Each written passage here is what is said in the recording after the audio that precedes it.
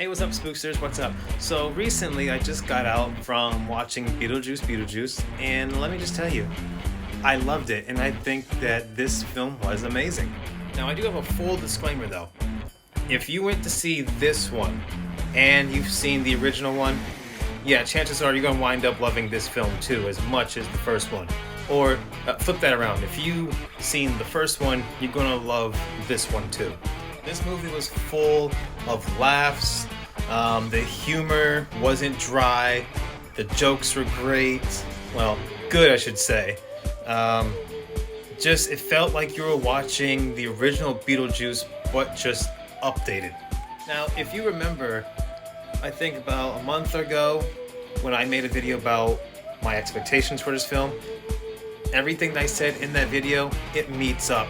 Like, for example, one of the expectations was the practical effects. And I'm telling you, throughout the other half of the movie, the practical effects did not miss whatsoever. It felt like you were watching the original one, except you were seeing a lot more practicality within the effects. It was great seeing the original cast from Michael Keaton, Catherine O'Hara, Winona Ryder, and oh yeah, that's right, William Dafoe was in this. Jenna Ortega was in this. The cast was amazing. Oh, and there is a cameo by Danny DeVito. I think that was great. A stacked talent in this film. Speaking of talent, Monica Bellucci did an amazing job playing as Dolores. She just gives off like that Bride of Frankenstein kind of feel. If you look at her face, she's all stitched up. I loved her character. Loved it. Creepy, but I loved it. When it comes to the soundtrack of this film, the soundtrack was very good.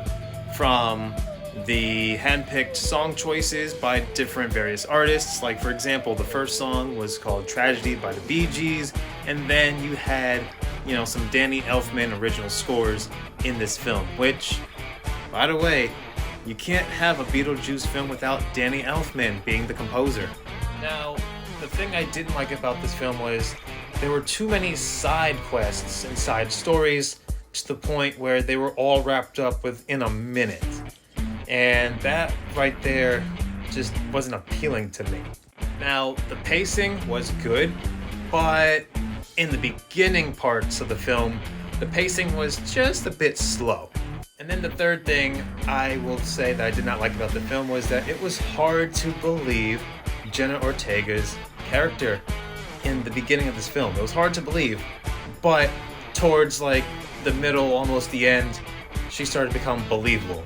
Now, don't get me wrong, Jenna Ortega can act her ass off, but it was just in the first half of the film, it was hard to believe. Her dialogue was Now, despite that, I said some good things about this movie, and I said some bad things about this movie, I will still give this movie a solid 9 out of 10, and I highly recommend that you go see Beetlejuice in theaters right now for yourself.